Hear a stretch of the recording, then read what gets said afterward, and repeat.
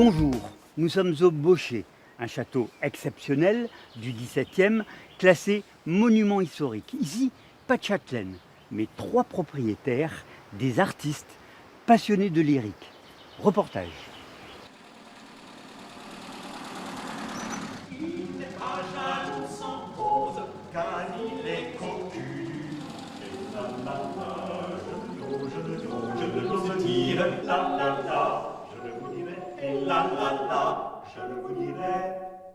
Ce qui est le plus difficile dans un château, c'est d'en profiter. Parce qu'en fait, le seul qui a la vie de château, c'est le chien ici. On passe beaucoup de temps, effectivement. Bon, bien sûr, on passe du temps à entretenir, mais dans toute maison, on passe du temps à entretenir. C'est surtout qu'on est tout le temps en train de se demander ce qu'il va falloir faire, d'anticiper, de planifier. Et donc, c'est une présence de tous les instants. Et c'est très difficile de lâcher prise, et de se mettre devant et de se dire « mais oui, somme toute, c'est beau, on peut en profiter puisque c'est une maison qui a été bâtie pour qu'on en profite ». Allez, rétrospective visuelle avec l'INA. L'Institut national de l'audiovisuel nous replonge dans nos châteaux de Bretagne, avec des idées de sortie pour l'été. Le château est situé en périphérie de Rennes. Il nous propose un concert de Noël, extrait du Mess pour 3 voix, écrit par William Byrd. Il y a des airs de taverne aussi, c'est amusant ça. En fait, tous les grands compositeurs à l'époque ont composé des sortes de canons qu'on chantait autour d'un verre, de préférence un petit peu alcoolisé. Ça aussi, ils connaissaient déjà l'alcool. À la cour, ce sont ce qu'on appelait aussi les airs à boire et à manger. En fin de table, même les filles du roi, encore sous Louis XV, levaient leur verre et chantaient accompagnés au luth ou au théorbe. Et on chantait des airs à boire. Et ils n'étaient pas tristes du tout. Bien au contraire. Semer la culture, la simplicité et les arts.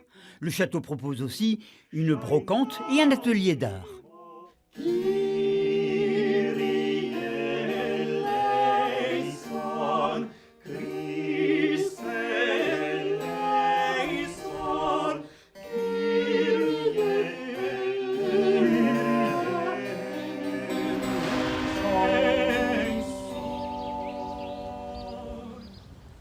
On est dans une très belle chambre avec une qualité de boiserie assez exceptionnelle.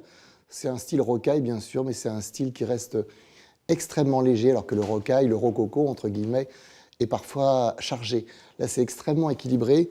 Vous avez vu cette fenêtre qui donne sur le jardin. À chaque fois, la fenêtre, c'est un peu un tableau, hein, tout à fait, devant lequel on peut s'asseoir. Bien sûr, des pièces tout en enfilade, ça c'est le XVIIe siècle, c'est vraiment un peu la jeunesse de Louis XIV, l'affront d'une période terrible, le Louvre avec des mauvais souvenirs, beaucoup d'assassinats, donc une envie de pièces qui se succèdent les unes les autres, et bien sûr toute la noblesse suit, donc on fait des châteaux avec des pièces en enfilade, pas de couloir. Hein, il faudra attendre le XVIIIe siècle pour à nouveau faire des pièces plus petites, plus faciles à chauffer très certainement. Donc on vient de passer dans cette petite galerie des glaces, entre guillemets, qui était sans doute, plus exactement, il y avait moins la notion de salle à manger au XVIIe siècle, donc c'était sans doute une pièce où on pouvait aussi dresser la table pour regarder le jardin et donc déjeuner. On va passer dans une autre chambre, qui est une chambre qu'on loue aujourd'hui en chambre d'hôte. Voilà, à vrai dire, c'était la pièce la plus abîmée de la maison, donc on commençait les travaux ici. Bien sûr, une chambre avec un lit à baldaquin, c'est assez essentiel pour rêver. Et puis, toujours une vue sur les jardins, beaucoup de lumière à chaque fois, et des doubles vitrages du XVIIIe, parce que nous sommes à l'ouest.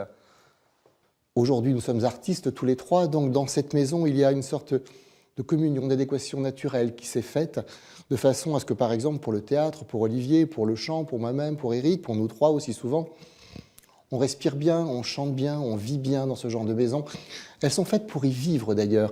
Alors Pierrick, comment vit-on dans un château de l'époque du Roi Soleil en 2015 ? On vit comme tout un chacun, avec effectivement les choses qui s'imposent au niveau de l'entretien, que ce soit le ménage pour la maison, le jardin, ça c'est effectivement omniprésent. C'est ce qu'on appelle un jardin à la française, un jardin du XVIIe siècle qui a été construit en fait sur 5 étages. 5 étages de promenade notamment, avec un premier étage, ce qu'on appelle le mail, qui est l'allée de promenade par excellence. Ici, nous sommes sur la grande terrasse des théâtres de verdure. Il y a encore des théâtres d'origine qui sont entiers, avec les coulisses, le foyer du théâtre pour prendre le verre après la représentation. Ici, nous sommes sur la terrasse et voilà, nous avons une vue sur le château, sur le parterre du château, avec des allées en sable d'origine. Il y avait une carrière de sable dans le parc à l'époque de la construction. Alors Olivier, avec Éric et Pierrick, vous êtes les 3 propriétaires du château. Comment vous répartissez-vous les tâches? C'est-à-dire qu'on fait un peu tout, tous. Le jardin, notamment, Pierrick et moi taillons, entretenons les allées, taillons les arbres, etc. Éric répare les outils, parce que les outils tombent toujours en panne, naturellement, donc il faut s'en occuper.